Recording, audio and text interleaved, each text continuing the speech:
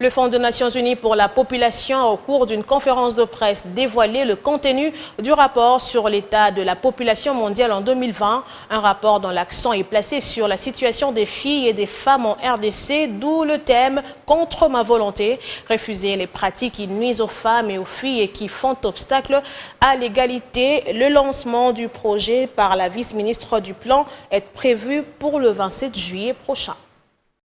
2020, une année terrassée par la Covid-19, est aussi une occasion pour dire non aux pratiques néfastes dont sont victimes les jeunes filles.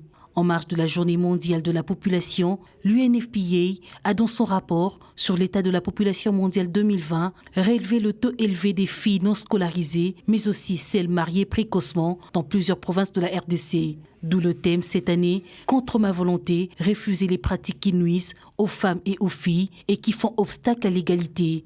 Une façon d'interpeller les décideurs politiques et les communautés à lutter contre les pratiques néfastes à l'endroit de la jeune fille durant ce contexte particulier de crise sanitaire. Selon le rapport, on ne peut parler de croissance inclusive ni d'émergence en RDC sans l'investissement dans le capital humain de la petite fille et de l'adolescente.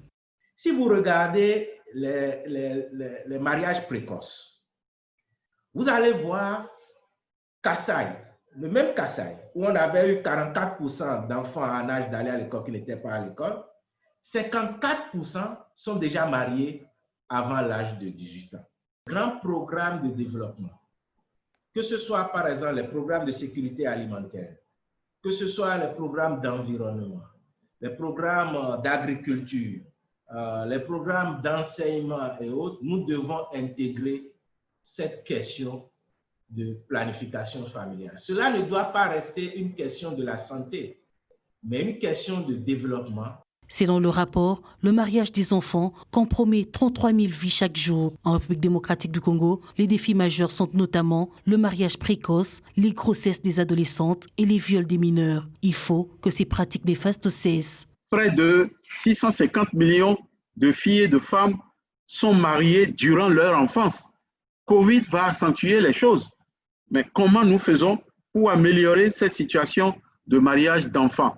Lorsqu'on dit 33 000 vies chaque jour, comment nous faisons pour améliorer ces statistiques pour que la tolérance zéro soit de mise? Donc, il y a la vulnérabilité qui est liée au fait que la femme n'a pas de pouvoir, elle dépend, elle n'est pas éduquée, et donc on la force à faire ces choses-là.